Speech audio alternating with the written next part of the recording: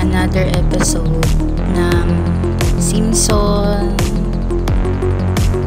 cartoon. Ayan guys, so nakikita niyo yan.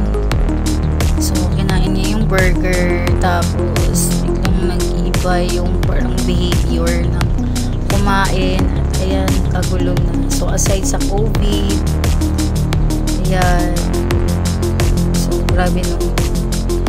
So hindi talaga natin maano kung ano yung nasa future, but basta pray guys, repent and more talking to God. Yan lang talaga yung dapat natin gawin, and live with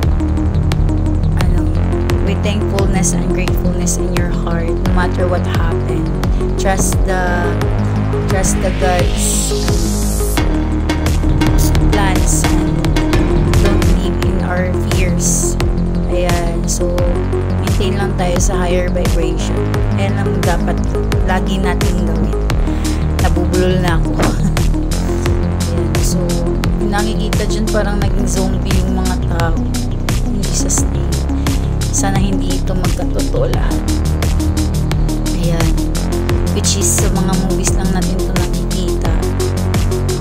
Tapos ayan, meron pang mga nag-aano ng mga news. So nakakatakot naman kung mangyari ito in Jesus' name.